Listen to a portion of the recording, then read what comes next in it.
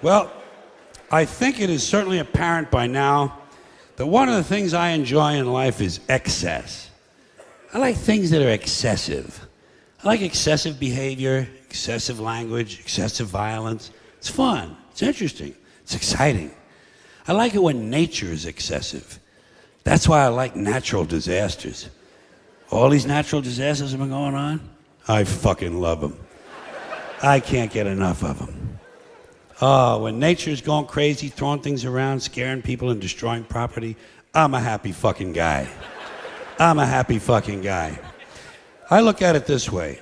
For centuries now, man has done everything he can to destroy, defile, and interfere with nature. Clear-cutting forests, strip mining mountains, poisoning the atmosphere, overfishing the oceans, polluting the rivers and lakes, destroying wetlands and aquifers. So when nature strikes back and smacks man in the head and kicks him in the nuts, I enjoy that. I have absolutely no sympathy for human beings whatsoever. None. And no matter what kind of problem humans are facing, whether it's natural or man-made, I always hope it gets worse. Don't you have a part of you that secretly hopes everything gets worse? When you see a big fire on TV, don't you hope it spreads? Don't you hope it gets completely out of control and burns down 6 counties? You don't root for the firemen, do you? I mean, I don't want them to get hurt or nothing, but I don't want them putting out my fire. That's my fire. That's nature showing off and having fun. I like fires. You know something else I like? Those spring floods in the Midwest. Aren't they great? Like clockwork. Spring floods in the Midwest. But I'm starting to catch on that every year it's the same story. Another flood in the same place with the same people on the same river. Same fucking people! And these people do not move. They will not fucking move. They repaint, put down new carpeting and wallpaper, and they move right back into the same fucking house on the floodplain next to the river, and then they wonder why grandma's floating downstream with the parakeet on her head. 4th time. Again. 4th fucking time. There's no learning curve with these people.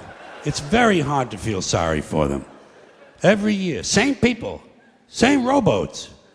Out there paddling around. Rescuing a chicken. What the fuck kind of a life is that? Well, our kids love it here. Oh, really? What do they got, gills? And while they're showing all that shit on the screen, the announcer is saying to me, "It's been raining steadily for 3 months now. The ground can't hold any more water. The river is cresting higher than it has in 2 centuries. The levees have washed away, and I just hope it keeps raining and raining and raining and raining and raining and raining and raining and raining and raining and raining and raining and raining and raining, and it rains steadily for 5 years. And then after that, for 10 years, it's cloudy, with occasional showers, and the river never returns to its natural banks. It becomes a completely new river, and the borders of 3 states have to be changed, and all the maps and atlases have to be redrawn and reprinted, and no one's couch ever completely dries out. For years and years, every time they sit down, there's always a little squish. Dan, Linda, come on in, you guys, have a seat. Squish, squish. I like that. I'm an interesting guy. I always hope that no matter how small the original problem is, it's going to grow into bigger and bigger proportions that get completely out of control, and I'll give you a concrete example. Let's say a water main breaks in downtown Los Angeles and it floods an electrical substation, knocking out all the traffic lights and tying up the entire city, and emergency vehicles can't get through. And at the same time, one of those month-long global warming heat waves comes along, but there's no air conditioning, there's no water for sanitation, so cholera, smallpox, and dysentery break out, and thousands of people start dying in the streets. But before they die, parasites eat their brains, and they go completely fucking crazy, and they storm the hospital, but the hospital can't handle all the casualties, so these people rape all the nurses and set the hospital on fire. And the flames drive them even crazier, so they start stabbing social workers and garbage men. And a big wind comes along and the entire city goes up in flames, and the people who are still healthy, they get mad at the sick people and they start crucifying them, nailing them to crosses, trying on their underwear, shit like that. Then everybody smokes crack and PCP, and they march on City Hall where they burn the mayor at the stake, strangle his wife, and take turns sodomizing the statue of Larry Flint. And at this point, it looks like pretty soon things are going to start to get out of control.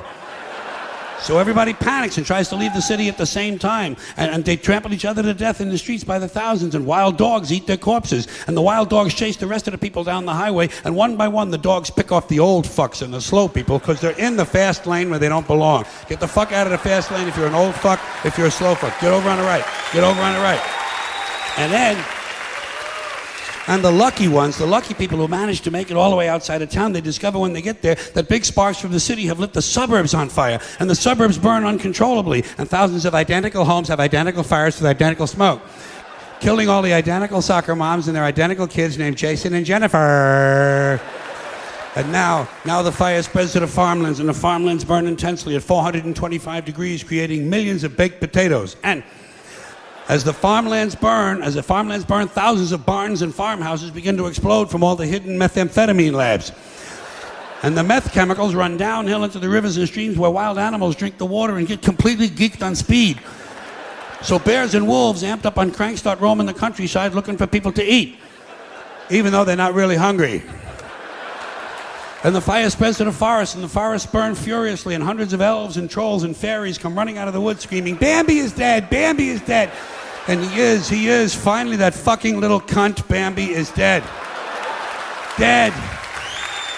Now hundreds of regional fires come together into one huge interstate inferno, and all 12 of the western United States are burning out of control, except Utah, where the Mormons don't allow fires. And the fire spreads across the Great Plains, toasting the wheat, cooking the cattle, and producing hamburgers, actually. Then it leaps the Mississippi and races through the South, blowing up stills, interrupting lynchings, and killing millions of inbred people. And then it turns northeast and it heads for Washington, D.C., where George Bush can't decide if it's an emergency or not. He can't decide this. He doesn't know. It's hard. Oh, it's hard work. You know? No. Yeah, he can't decide because Dick Cheney is in prison. So instead, he takes a nap. He puts his empty, fucking brainless head down on the little pillow his mother gave him at Christmas time, and he takes a fucking nap. So the fire moves to Philadelphia, but it's a weekend, and Philadelphia's closed on the weekends. So the fire moves to New York City, and the people in New York tell the fire to go fuck itself. Go fuck yourself. Yeah. And it does. Yeah. And it does. So instead it burns down Long Island and Connecticut, killing all the rich white assholes and completely destroying their evil faggoty golf courses. And while all this is going on, Canada burns to the ground, but nobody notices. And now the entire North American continent is on fire, producing a huge thermal updraft and creating an incendiary cyclonic macro system that forms a hemispheric megastorm, breaking down the molecular structure of the atmosphere and actually changing the laws of nature. Fire and water combine, burning clouds of flaming rain fall upward, gamma rays and solar winds ignite the ionosphere, creating huge clouds of ionized plasma. Bolts of lightning 20 million miles long begin shooting out of the North Pole, and the sky fills up with green shit. And then suddenly, the entire fabric of space-time splits in two. A huge crack in the universe opens, and all the dead people from the past begin falling through. Babe Ruth, Groucho Marx, Davy Crockett, Tiny Tim, Porky Pig, Hitler, Janis Joplin, Alan Ludden, my Uncle Dave, your Uncle Dave. Everybody's Uncle Dave. An endless stream of dead Uncle Daves falling through the crack. And all the dead Uncle Daves gather around a heavenly kitchen table. They light up cigarettes and they begin to talk. They talk about how they never got a break, how their parents didn't love them and their children were ungrateful. They talk about how the government screwed them out of money and they just missed out on a big job. They say the Jews own everything and the blacks get special treatment. And all the hatred and bitterness drips out of these people and forms a big pool of liquid hate. And the pool of liquid hate begins to spin. Round and round it spins, faster and faster. And the faster it spins, the bigger it gets. Faster and faster, bigger and bigger, until the whirling pool of hate is bigger than the entire universe. And then suddenly it explodes into trillions of tiny stars. And every star has a trillion planets. And every planet has a trillion Uncle Daves. And all the Uncle Daves have good jobs, perfect eyesight, and shoes that fit. They have great sex lives and free health care. They understand the internet. Their kids think they're cool, and they all love their neighbors. And every week, without fail, Uncle Dave wins the lottery. Forever and ever, till the end of time, every single Uncle Dave has a winning ticket. And Uncle Dave is finally happy. Now do you see why I like it when nature gets even with humans? Thanks for coming in here tonight.